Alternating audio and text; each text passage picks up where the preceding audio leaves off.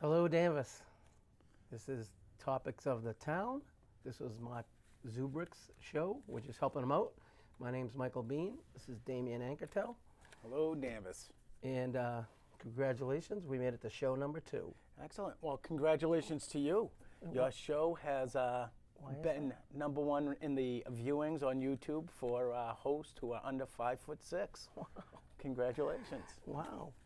Well, expect some hate mail on that. So, anyhow, tonight we have some good stuff to talk about. We'll try to keep things moving, keep you interested. And always try to make you laugh a little bit, as well as try to get some stuff out there. First, I have to say, as always, the opinions and views expressed are solely our opinions. Believe nothing and do your own research. And if you don't believe us, just ask us.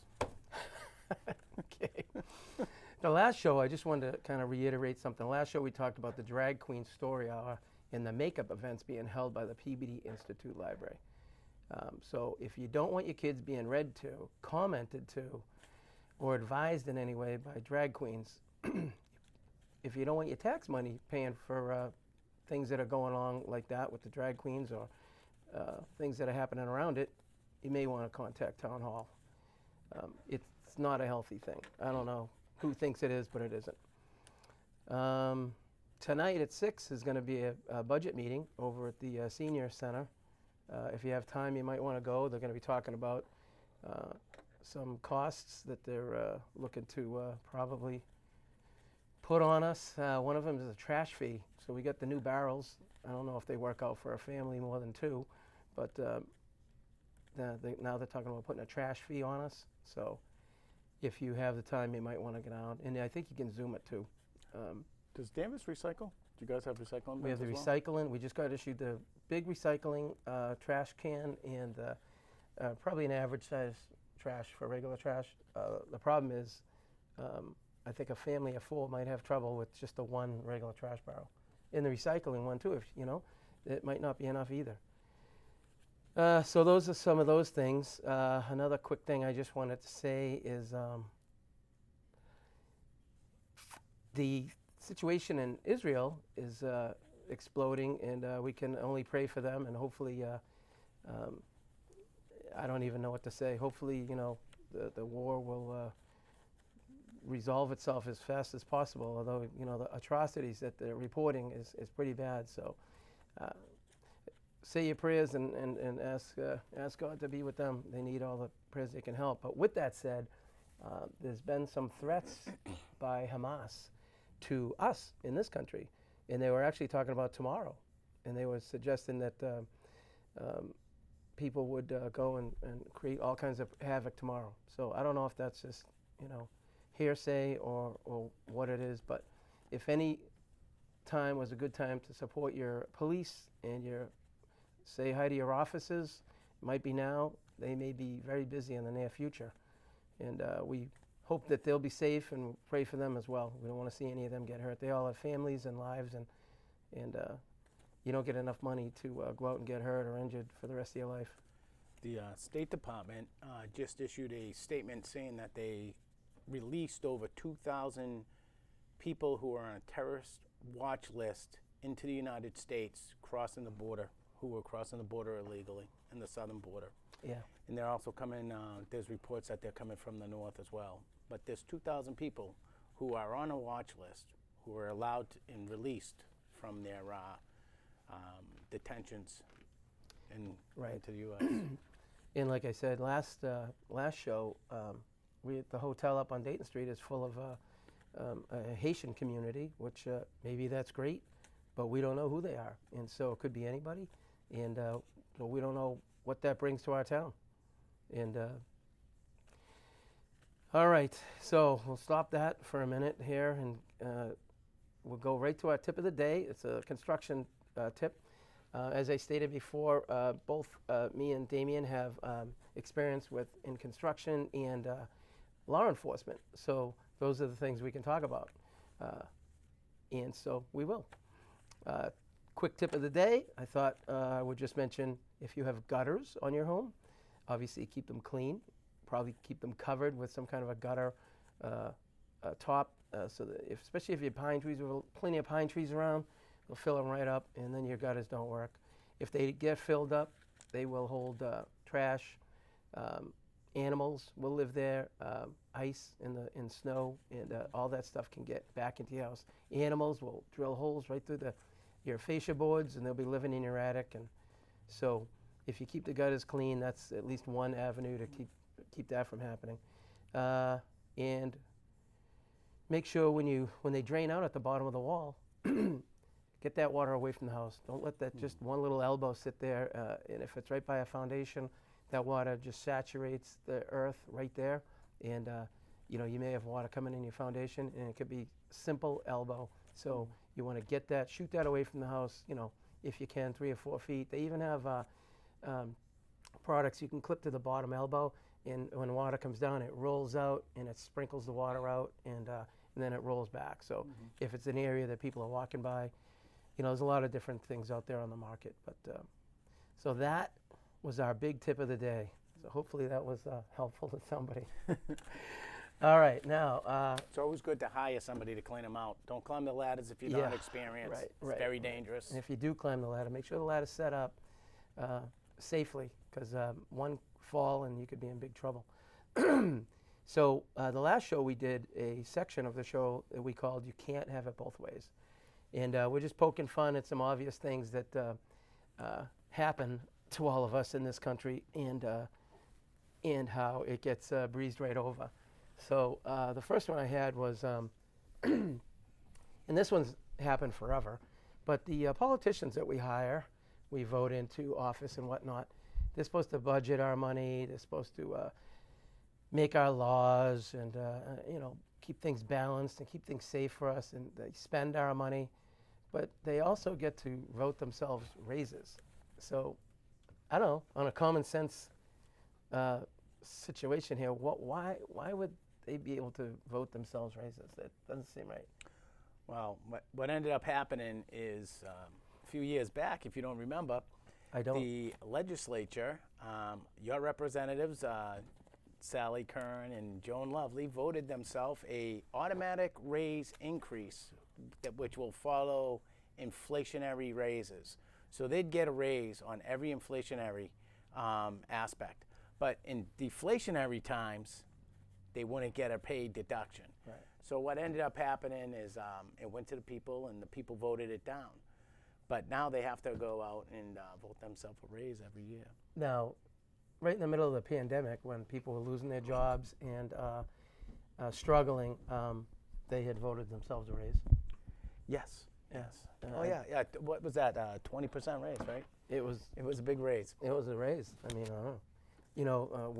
Everyone else is trying to just make things work, and and if you were locked in your house, it was even worse, So on that one, you can't have it both ways, even though they do. Can't have it both ways. And when you hear stuff, if you don't like what's going on, voice it to your lawmakers and your rule makers, and let them know, because we're the larger number. I'm going to let my boss know I'm voting myself a raise today. So I expect it in the check next week. I have no idea what he's talking about. Let's see, number 2. All right, this one I think is a little comical. So we all know people that were running around screaming about defunding the police. While they're screaming about defunding the police, they have no backup plan. And then one I heard was to bring social service people in to answer calls that police would normally answer. Well, that will just get social service people killed or injured, so that's a bad backup plan. But but they yell and scream about this, and then they go and do it, and they do it in many different ways. And one of the ways that my opinion is that Massachusetts does it is that they have put these tests on the police officers that they have to pass, and if not, their job is in jeopardy. So first of all, education is a great thing, and we should keep that in play so that we keep our professional police officers on top of the game. But their job shouldn't be threatened like that, and that seems wrong to me. And it's another way. That's how you can get rid of people. They didn't pass tests. See you later. Now, another thing about this one is that some of the lawmakers that have gone around voting to defund the police, you hear it in the news that, one was mugged outside their house, another one had their car stolen, and this and that. And then they decided that we need more police. Except they've made the atmosphere so poor for people to want to become a police officer that now most departments don't have enough people and can't get any. And you see it like I think it was in Chicago, 5 got fired. They lowered the standards, and those 5 of them went out and killed the guy. So you can't lower the standards, and you can't make it so bad that nobody wants to be a police officer. So you can't have it both ways. It's one or the other. Can't have it both ways. And education is great, and that's all should stay in play, but not the way they're doing it, and it doesn't work. Another thing is they take away the police, but they use out of their campaign funds private security. All the So time. they hire private security Right. with their campaign funds. At our cost. Yeah, at their donors' cost. So they can't have that both ways. No. They have no security for you, Right. 100% security for them. Right. Yeah, practice what you preach. The rest of us have to. All right, number 3. This is just a quickie. I don't think an agency that's called Planned Parenthood should be the one most responsible for abortions in the country. Just change the name. Okay? Planned Parenthood sounds nice. Can't have Can't that have both both ways. ways. There's another quick one. And, the FBI conducting investigations on the FBI. Huh. What? How's that work? No, can't have that both ways. Let me look into my own misbehavior. I did nothing wrong. I was okay with that. All right, the last one here I got is the Mass RMV, along with our state lawmakers, have worked together to make it legal for anyone in the world to have a Massachusetts driver's license. And then you're immediately signed up to be a voter. So that works out really great. And it's literally in the world. In the world, because there's no possible way they can vet all these people that show up looking for a license. It's not happening at the border. The Border Patrol, a federal agency, they can't do it, and it's not happening. And so when people come to Mass and bring poor documentation, if any, no, no good.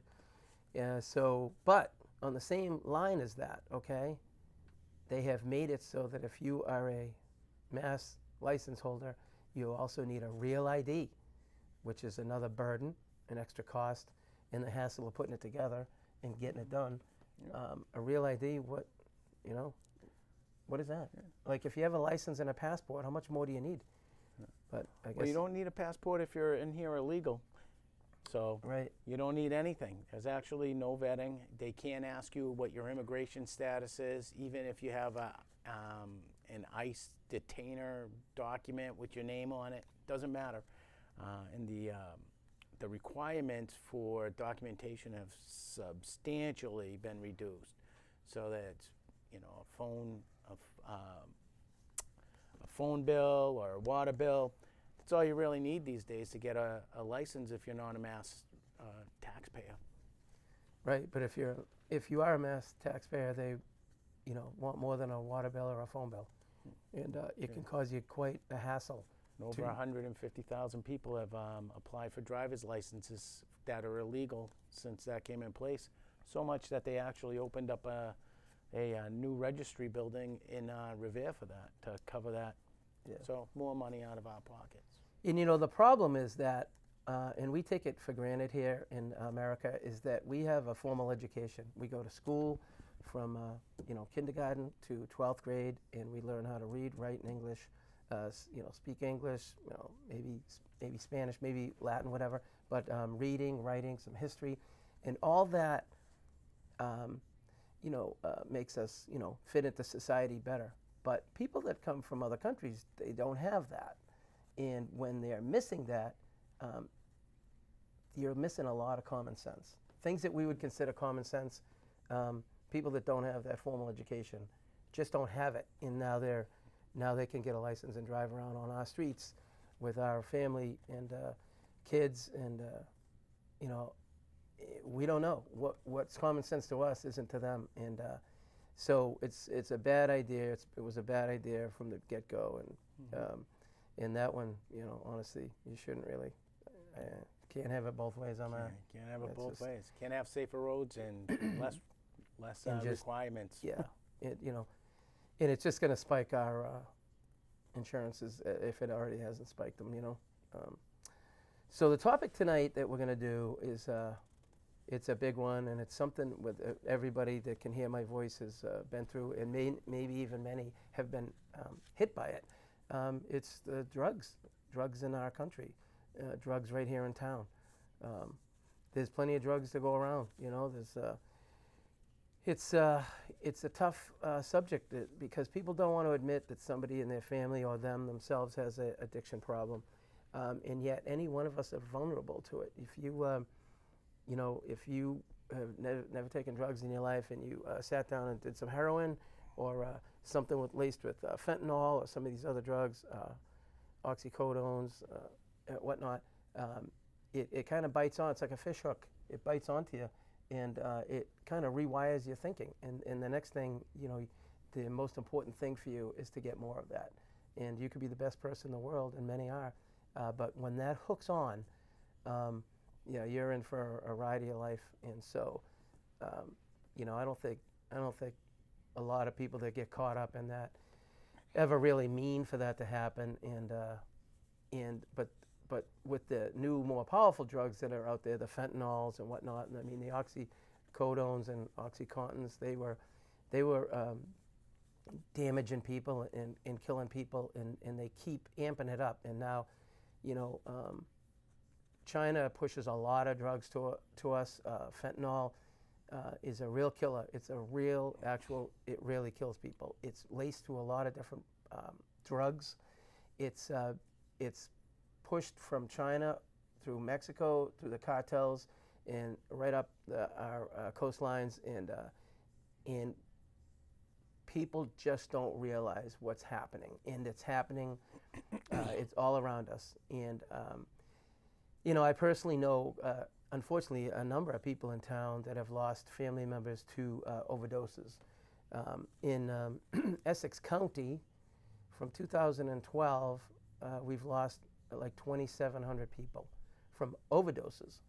And again, my opinion, I don't think anybody that overdoses means to. I think it just happens. And I mean, certainly when you're using a product like that, it's nobody's a pharmacist here, so nobody knows what's in it. But the other part of this whole thing is that China's pushing this. It certainly feels like they're trying to kill off a generation of ours or two. And the other thing is we buy most of our prescription drugs from China, and that's pretty scary too. What you say about China is kind of interesting to me. So one of the things, if you go back in history, the old Opium Wars, that was actually put on China. The English government went to China, and they actually pushed the increase of opium and pushed that younger and younger people get to use opium because they didn't want to have such a youthful generation that would be able to fight off their colonization efforts. So they, the English government went in and just pushed the opium on them. And now it seems like the Chinese are doing that to our generation. Get it in there. Because most of the people that are getting hit are our young generation, our young men, mostly men, and some women. The percentage, I think, is like 85% men, 15% women that are overdosing on these drugs. And, it seems to be very strategically pushed. Yeah, absolutely.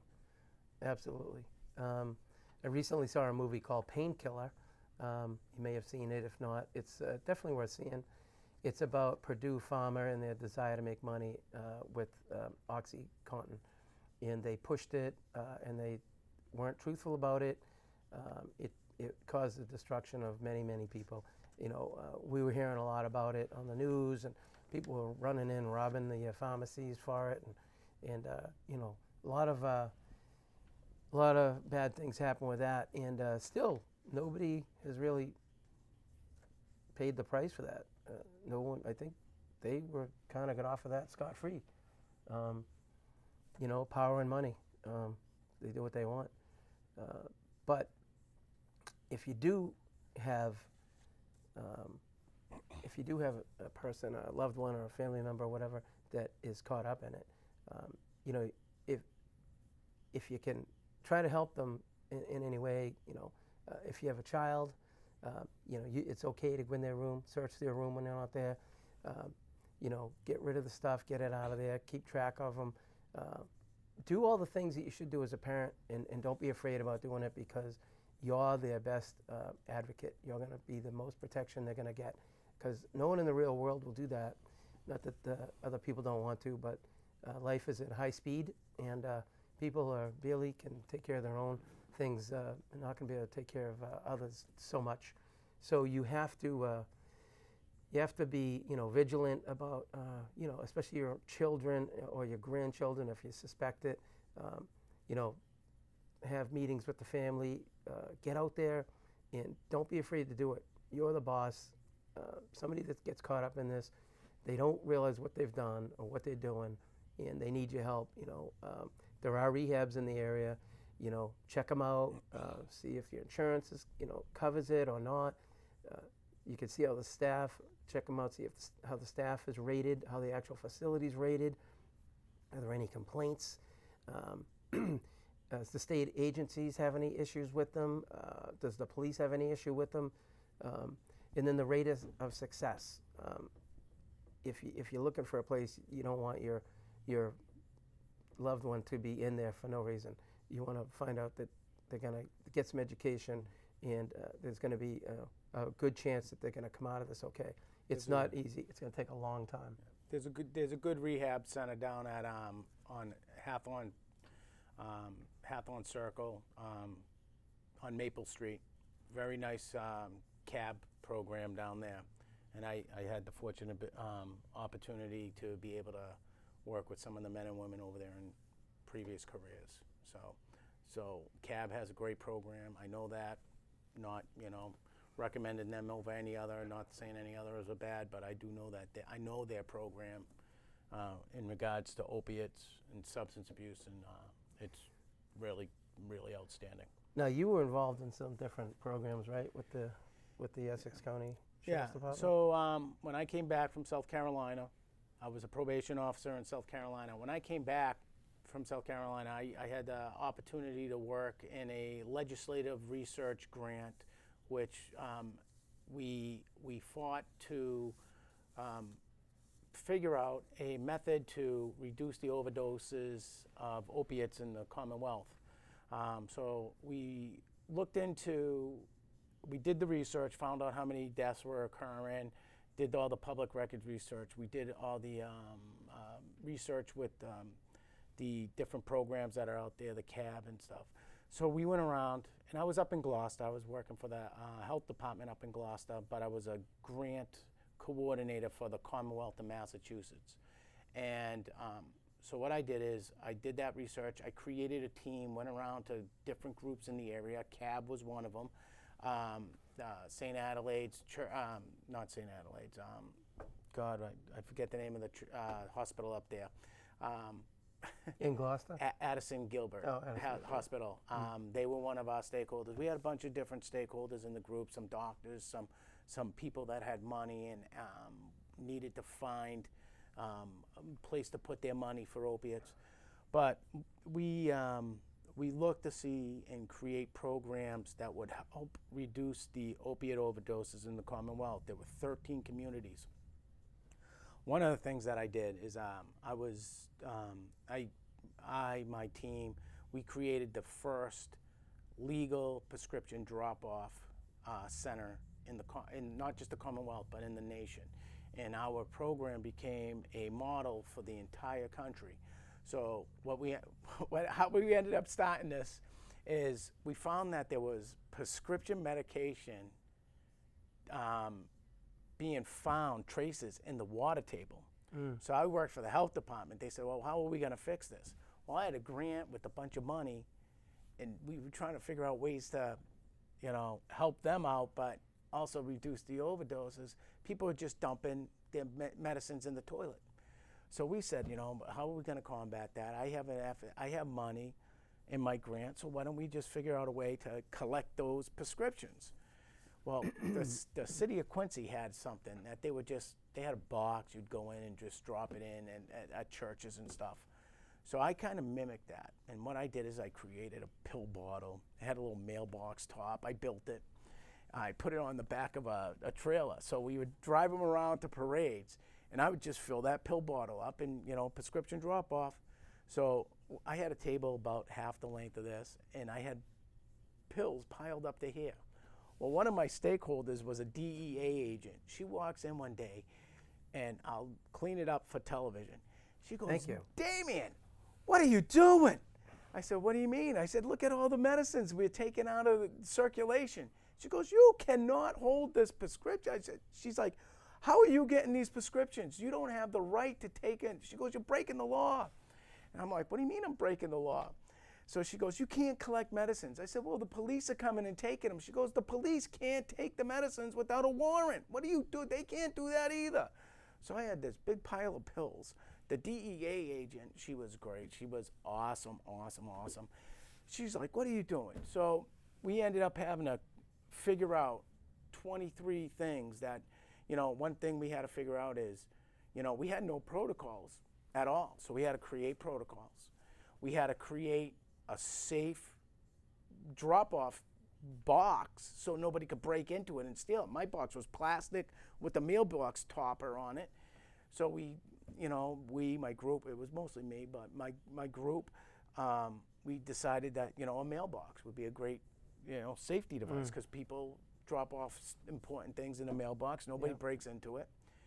Location, you can't have it mobile so somebody can walk off with it. So we decided that we're going to drill them into the ground, into police stations. And actually we decided the fire station, but we took that back because the fire department, they didn't want to take on that responsibility at that time. It might have changed in different locations, but Gloucester didn't want to do it at that time. We had to come up with protocols. So over time, once we got all that done, we went to the legislature. They passed some laws that allowed us to give them to the police without a warrant so that they can take them and dispose of them. So we had all these things because I'd taken the meds, but we didn't have a way to give them to the police without a warrant. So they did that, and it was the first weekend we had they had to clean out the mailbox 3 times the first weekend. Yeah. So it was very successful. And from that, they modeled it. The 13 groups that we had, it was like Lowell, Peabody, Quincy was in there, so Gloucester. So I handled all the Cape. So everybody in our group started copying that, and then we just put it out to every city in the town in the Commonwealth, and then nationally it ended up getting picked up nationally, and they started modeling it after us. On the first national prescription, I love saying this. This is one of my favorite and most proud moments. So on the first national prescription drop-off day, President Trump mentioned, I think this got started up in Gloucester, he said. I said, hey, it did. That's my program. He said, Gloucester, Mass. He said, I think it got started up in Gloucester, Mass. And and it sure did. And so we ended up working to reduce the opiates. Some of the things that you see with the police, some of the other stuff that we did, we identified several major things that were going on. We had what we called the work and hurt. People got hurt. Fishermen had to keep going on the boats, and they would take prescriptions, get them from their doctors. Their prescriptions ran out. Then they moved from opiates, from prescription pills to heroin because it's a $500. You get the same amount of heroin as you do prescription OxyContins for $20 as you would for $500. Yeah. Right. So that's where you got the trade-off. And they were using it for pain management. Pain management. We had doctors that were prescribing, and not asking any questions. So we created a pamphlet and informational tutorial class for doctors on overdose prescriptions. We created some pamphlets. Another thing that we noticed is that there was a change in tolerances. So when somebody stopped using drugs for some reason or another, what we found mostly is that they were incarcerated. So when they were coming out of prison or out of jail at the Essex County Sheriff's Department, they would actually start overdosing because they'd go back to their the level of opiate that they were using before they went in. They weren't aware of it. So we created pamphlets. Go down on your amount that you're using, you know. Don't use, but if you do, make sure that you realize that you have a lower. So we created these informational pamphlets. Those went off. Sheriff Cousins actually allowed us to put those into the circulation for transitioning out people out of the class, and also they implemented a tutorial on the in their substance abuse unit, 80 bed. So they started to implement those informational pamphlets with that, and yeah, that was a tremendous. Tremendous situation. And another thing that we did is we sat down with some neuroscientists, scientists, and neurologists, and created a opiate awareness or for police officers to use when they pull somebody over. So they'll, you know, the slow emotions and stuff like that, the inability to for eye movement and stuff like that. Very similar to an alcohol. What's that called when you do the field sobriety. Field sobriety test for alcohol. We made one up for the police with opiates and marijuana use. And actually, I was one of the first 9 people in the Commonwealth that was actually certified to do that. So 2 things on that line you were just saying is when they made marijuana legal in Mass, there was no plan for how the police were supposed to handle that. So you get a driver pulled over who may seem impaired, but there's no real test except your observations, which may or may not fly. I mean, you know, anybody can say anything, but you know, you still know you have an impaired driver, and your job is to, you know, not let that driver continue on. And secondly, I'm going to put you on the spot with this one. What's your opinion on the whole free needle giveaway thing? You know, the clean needle program that they do? Well, so one of the things that we found is that methadone and Suboxone centers were being used with some of the that was one of the determinations out of the research papers that not just me but the other communities wrote. So they started developing methadone clinics. And right before that, which we have right in town. Yeah, and right before that, they had a needle pass out at the time because of AIDS. Yeah, and that was to prevent the AIDS. It wasn't supposed to prevent AIDS and hepatitis, but it wasn't made to prevent or to entice people to do opiates. But without consequence, and I don't want anybody to get sick, but without consequences, people's actions are going to be a lot more loose and a lot more free rolling on that. I disagree with needle give outs. Yeah, I don't see the point in it. We're not helping anybody. You're prolonging their sickness or even walking them down the path to death. You know, if a bank robber is a habitual bank robber, we don't say, hey, we don't want you to hurt anybody, so we're going to give you a taser so you don't shoot anybody while you're robbing the bank. Yeah, and actually using heroin and fentanyl. Well, fentanyl you can take through your skin. You can just rub it on you touch it. And not even realize, Yeah. And everybody's seen the video or the stories where the police officer doesn't realize, reaches into a car or pocketbook and gets that fentanyl on, and now he's on the ground. You take change you take your money back from a cashier. Could be on that. Yeah. So you'll see cashiers now using gloves. Yeah. When they're doing stuff, and I actually wash my money that I don't get from a bank. So I do. I just you know what? We don't have time for that one. Okay. Sorry. But Another thing I wanted to mention is that that movie Painkiller that we watched. One of the things that I didn't realize, the drugs it's all money, okay, and not necessarily there to help you on some of these things. Some maybe some yes, some no, but the doctors were getting paid by the milligram. So if you went to your doctor for a pain medication and they gave you 50 milligrams of a pain pill, as soon as they can get you up to 300, they're making more money. So that's kind of rough. And I know for a fact today from talking to some people that are on Suboxone, and it's being prescribed to them right now. And the words that are coming out of some of these people's mouths are, they don't let up. They keep calling me saying, how come you didn't pick up your prescription of Suboxone? Yeah. I don't even, this one person was telling me, I don't even want it. It's keeping things going for me. It's not helping me. And Suboxone has a little high to it as well, right? It is actually, if you get pulled over with it, you won't be able to pass the sobriety test. Here's the thing, you're not helping the people. If you're going to wean them off of some of these powerful drugs, then you'd think the milligrams would go down and work it backwards. Yeah. But that's not what happens. It actually goes the other way. So if it takes me 20 seconds to issue you 50 milligrams, let's say it takes me 5 minutes to issue that 50 milligrams, I get paid $1,000 for that. But in that same 5 minutes, if I issue you 2,000 milligrams, I get paid $300. So the money goes, or $3,000. So the money goes up.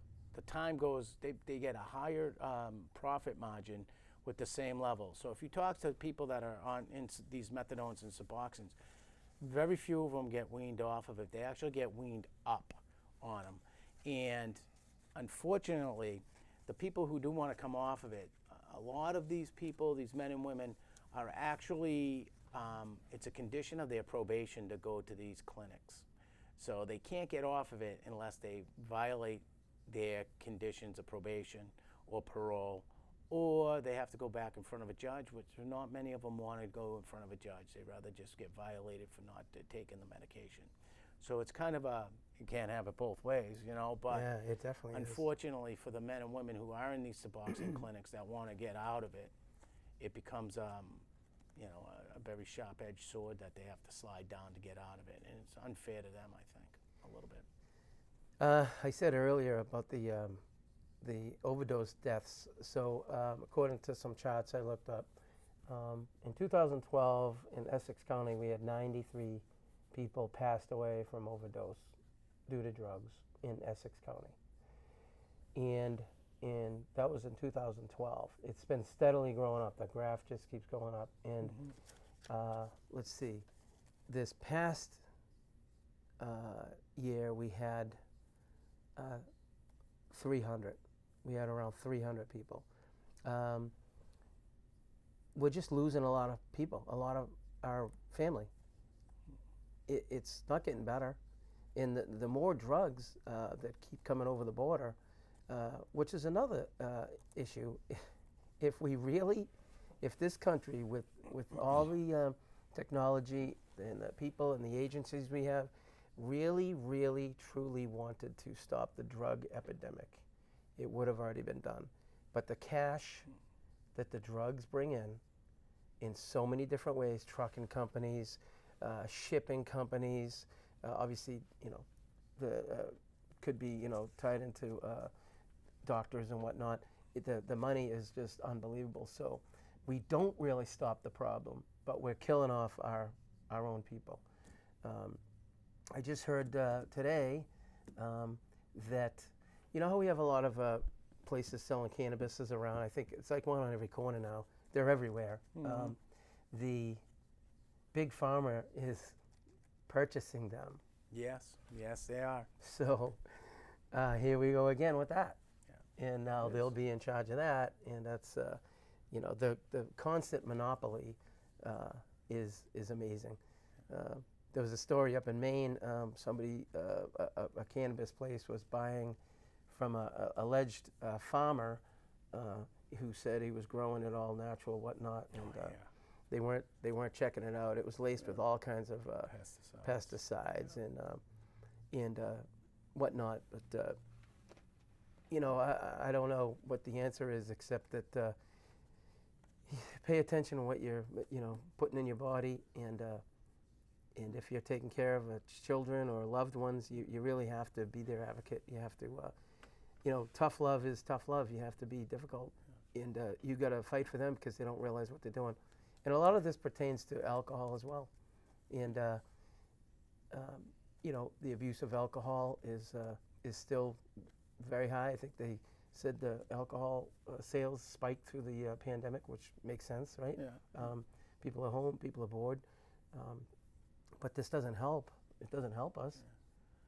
Well, to circle back on what you mentioned about money and stuff, when I was back at running that grant program, my DEA agent, she said she brought this nice report out, and the report said clearly in it, in 2009, for the first time ever in history, opiates, prescription medication, became it overtook first-time use drug over alcohol and tobacco. So when we brought this forward at one of our team meetings, we were both pulled aside by my supervisor and the head of the health department, and we were told never to mention that again because there was no money in opiates, and we're not going to push that stuff. We have to push alcohol and tobacco as first-time use stuff, and we can't say that opiates are first-time use because there's no money there. And that's from a health department head. Well, look what happened with the pandemic. The amount of money that was being paid to doctors, hospitals, and whatnot for giving out the vaccine. Yep. Big money, and in the variations of it, whether you got the drip, the monoclonal drip there, whatnot, but not any checkup. They don't check with you after because there was no money. Mm-hmm. There was no money to check on anybody. Yeah. So give you the medication because they made a ton of money. No money to check on it, so nobody gets checked out. Yeah. And the statistics are terrible. They're not really sure exactly how it all went. Although I mentioned last show, Big Pharma, not Purdue. What's the other one we were talking about? Pfizer. Pfizer, tried to have 3,000 pages hidden from the public for 75 years, but a judge said no, and now those 3,000 pages are being scrutinized by a bunch of people. And Dr. Naomi Wolf is the primary investigator. Yeah, and she's got a big crew. They're going through it, and they're finding out that the some of the testing that went on, should have stopped their vaccine in its tracks, hurting pregnant women, hurting the babies, creating blood clots. Cycles. Yeah, affecting a lot of different things, and most of the medicines and vaccines, or had been up until recent, they used to be tested. 10 years. They would be testing them to see how it went, and these weren't tested. So I don't know. I know we can get off the negative.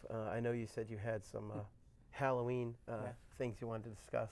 Yeah, I would love to discuss what's going on here in Danvers. You guys have outstanding fun events that happen here on a regular basis, and But because you're from Salem, but I'm from originally, Salem. Yeah, live in Peabody now. But anyways, I love going to this place. You guys all probably know it, Connor's Farm. It's a locally owned farm. People go there from all around. They lost a guy in the maze a couple of years ago. Did they really? You had to call 911. Well, great mazes, you can get lost in it, literally. Oh yeah, that's right. I remember that. I'm surprised they didn't have the helicopters and the little drones out there flying around. If I got lost in the maze, I think I'd just camp out. I don't think I'd be calling anybody. They got these apple cider donuts, man. They are outstanding. I can eat a whole bag of them. And I just, my wife's like, don't eat any more. I'm like, yeah, whatever. I can do it I'll just go to the gym a few minutes extra. I end up not going to the gym and just getting fatter. So that's how it is. And they got great food. It's a great event. They got a little trolley train that runs around their fields. They do. And they're packed all the time. Packed. I mean, it's fun. Good It is use fun. of the farmland. I mean, it really is. Yeah. I mean, Then you got apple picking going. The apple picking's probably over right now, but you still can grab some apples. I'm sure they have plenty. They got this, I'll say this. I love applesauce. Connor's Farm has probably the best applesauce I ever had. It's homemade. I bet you they have little people out back crushing them, like little Oompa Loompa people. nice. Purple outfits going tin, tin, tin, tin, tin. I don't know. I don't think you can say that. Oompa Loompa people. I don't know. Am I, is that something, am I appropriating purple people now? I don't know. No, but you had some ghost Visible. stories. Yeah, so I'd love to tell my ghost stories. It's some of the funnest time. I love this time of year, and these are true stories. And like I said earlier, if you don't believe me, just ask me. I'll tell you it all over again.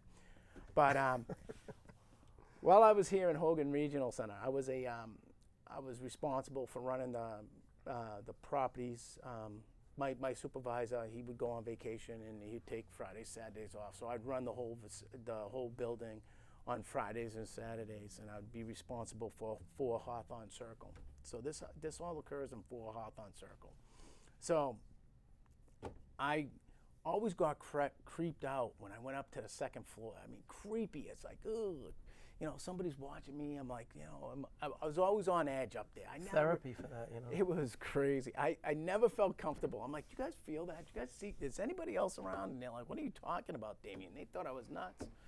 But I was like, I just never felt right up there. I felt always something was weird. 2nd floor, especially the 2 apartments, H and F, which were on the east side of the building. So I'm like, man, there's just something weird about it. I always got creeped out. I had to run out of the apartments going, ugh. So one night I was working, I was doing my last round, making sure my staff was all caught up and stuff. So I walk up there, and I leave, I go over to the elevator, and I stand in the elevator, I turn around in the elevator, and the elevator runs along this wall, and then it has a hallway that goes down here. Well, I saw an apparition of a woman. It was like an old school outfit.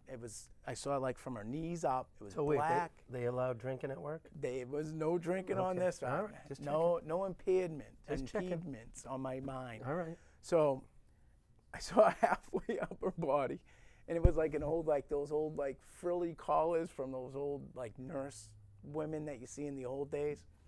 And her hair was up and up. I mean, I could if she walked in this door right now, I'd say, "You're the woman." But she We're went in trouble. and floated past out of the hallway and floated to the window in the hallway. And I'm getting goosebumps right now just talking about it. And I was like, get oh you a my blanket. God. I'm like, so I grab it, I start hitting, come on, but close door, close door, close door. Like the door closed. I was like, oh my God, oh my God. So I ended up going downstairs.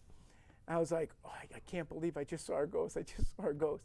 Weirded me out so much. So that's my damnedest ghost story. But didn't you say others that worked there had told you that they saw it as well? Yes. So I ended up telling my staff.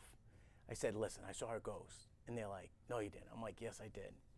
And after I told them that, I started getting other staff coming to me, telling me, hey, Damien, I saw a ghost. So there's probably a dozen other people that actually saw the same exact, not the same exact thing, so different things. One of my staff, Lewis, he was telling us this story that he was walking around collecting laundry, getting ready to do the laundry. Well, he was walking out, and the doors up there in the hallways can close, but there's lights. So like they're called lights. They're the windows on the side of the doors, so you can see through, so you don't just slam a door open on somebody that's behind it. So he saw a woman in the window, and he's like, I saw her face and her whole body. And then he went, did his laundry, came back, and he told me, he's like, hey, who was that woman that looked like this, looked like that? And so he said, who's that woman that is the resident that was over there in the window? And they're like, what are you talking about? You see, like, oh, she looked like this, she looked like that. Well, she died like 3 years earlier. So he, before he even worked there, a woman passed away, one of the residents, and he saw her 3 years later sitting in the window of the door, the hallway door. So there is always a lot to talk about like that. And I got a ton more. My house is haunted. It's kind of cool. My wife thinks I'm a weirdo. Well, think of the area I we do live too. in, all right? Yeah. We're the oldest part of the country. Yeah. We had the Dama State Hospital and all the different things that took place up there. And there's a cemetery up there, you know? Yep. Patients that passed, you know? And so if ever was a place to see ghosts would be here. Because, you know, if they haven't quite made it to the other side or they're unfinished here, I guess they would hang around, right? Yeah, I love this time of year. I was fortunate enough growing up. I was friends. I was friends with Steve Cahill, Sheriff Cahill's son. And if you don't know who Sheriff Cahill is, he's an author. He was the sheriff of Essex County, but he was an author and a ghost investigator way really? back in the 70s. I never heard of that. And he would tell us some stories, and there were stories that he said, like there's a building in Salem. It's the old Carlson real estate building right next to Dunkin' Donuts on Washington Street.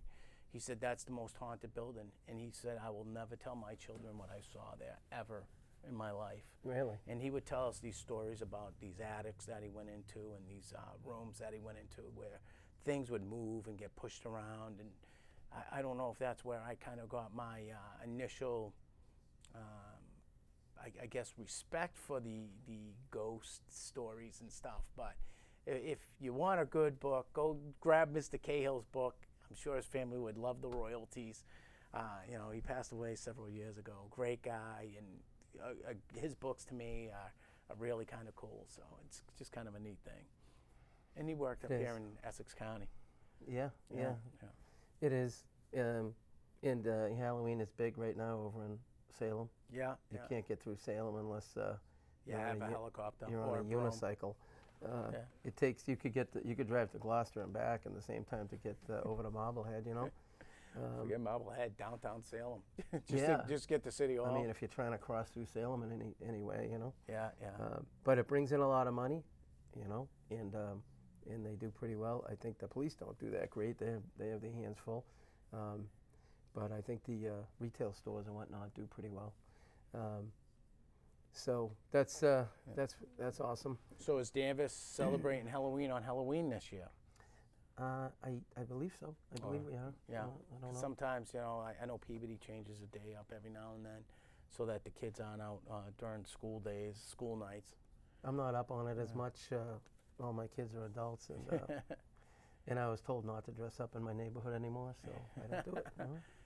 Who's the weird guy standing out? And this is July. It's the weird guy in the scarecrow outfit in the front of the house. So, so that was here one of my great ghost stories. But I mean, I've in my own home, I've had some really kind of cool stories that I can share if you don't mind. You can share them. So the first time I ever recognized that my house had a ghost in it, you're gonna laugh at that. So I demoed, this is back in 2010, right after the election. I ran for sheriff in 2010. So it was right after that election. I demoed my bathroom. So I had to go into my other shower to shower. My master bath was demoed. So I was showering, and my shower curtain kept like riffling. I'm like, what's going on here? What's this? And, I thought Do it you was have a dog? Thought it was my dog. And then I saw a shadow down low, back and forth. So I opened it up. Nothing was there. I'm like, that's weird. So it kept happening. I kept looking. I'm like, Caesar's not in it, because Caesar sometimes would go in the bathroom and wait for me. So I'm like, oh, what the heck is going on here? So I open up my shower thing. I reach over for my towel, and my toilet seat goes up. Went up slow. It went. I jumped back in the shower. Scream like a woman, a little girl. I was like, ah! I'm like, oh my God. I said, I can't believe what I just saw. I'm like, this is unbelievable. And so I call my wife. I'm like, because I was waiting for my tile guy that was doing my shower. he's friends of ours, so he always screws around with stuff around my house. He'll move stuff on us while he was working. So he was there earlier that day. So I thought he might have set up like a little. I'm like, did you and Jason set that up? She's like, no. What are you talking about? So I had to tell her. She's like, I don't believe you. But sure enough, my wife one day, we're sitting in my garage. We're sitting in my garage, and all of a sudden my tools start rocking because they're on pegboards, and they just all start rocking all together. I'm like, what's going on? So she sees it. She's like, oh my God. So I wish I brought the video, but I have the video of it, and it was really neat and really fun. I've had things. I hate to like keep going at this, but one time I was walking out of my garage, into my garage. Me and my wife was there. So I walk out of my door. I start going around the front of my car. My wife's going this way, and I look up on a shelf, and I have a snow broom up on the shelf, and it lifts up in the air and spins. And I said, holy, bad word. My wife looks, and the thing comes flying. Boom, right, dents the front of our car. My wife's like, oh my God, I can't believe this. I'm like, did you see that? She's like, of course I saw it, of course I saw it. So we seen some things happen in my house. I got some other stories that I could go on, but I'm sure you're getting tired of my crazy old man ghost stories. No, this is the season. This is the season for This it. is what right? I like to do. I know we talked about maybe talking about some of the places that we like to go eat around town, but I don't know where to start. We have a bunch of nice places here, you know. We did go to 466 recently, Yeah. and yeah, never had a bad meal there. It's always really good, you know. And Outstanding. since they rebuilt the place, it's really nice, you know. Yeah. And it's always somebody you know in there. You know, it's always kind of I wouldn't say towny, but it's, you know, there's plenty of people when you can recognize people from town. So it's nice. Yeah. Like I said, I think the food's excellent. You know. Bring a sweatshirt though, or a sweater. Yeah, the AC works really The good. AC right? works great. Not if you get the high blood pressure. It's There you wonderful. go. Oh, So that's it works out. So, and obviously, I think my favorite pizza is Rocco's. They just, I think Ann and John are dousing my pizza with something because, you know, I just love it. So it's awesome. But I wanted to say, I wanted to say a couple of places, other places too. I know we miss Calitri's. They were there for Yeah. 50-something years, and Great that was food. a great place. Definitely go in there and see a lot of people you know. It was a good atmosphere, you know. But Sam and Joe's, excellent pizza, you know. Again, yeah. You know, so we're And pretty the- fortunate that a lot of the places around here, Sapino's, you know. I mean, Sapino's outstanding. you Great know, people too. It's a no, great place yeah, to sit down and good have a beer atmosphere and again, enjoy yeah. people. I think sometimes we forget about all the places that we have right here, and it's great when the people live right here too with us, either in Danvers or right in the. We should get a Town of Dover. list and just start going down the list. Maybe not alphabetical order. Maybe we'll do a random hat. But we got about 1 minute left. We do. Yep. Where did the We time just go? got the sign. Yeah. The sign. Yeah. Wow. Well, aside from the ghost stories, I had a good time. So. I did too. Make sure you keep your kids safe this year out on Halloween trick or treat. Make sure they're Yeah. dressed up bright. Bright. Wear some lights. Bring a flashlight. Yeah. Be with them. Be with them. You know, unless they're 15. But you know, I would and if they are 15, you probably do need to be with them. probably still be with them. Yeah. So. So thank you. Oh, Thank sorry. you guys very much. We appreciate your time, and we'll see you next time. God bless. God bless you.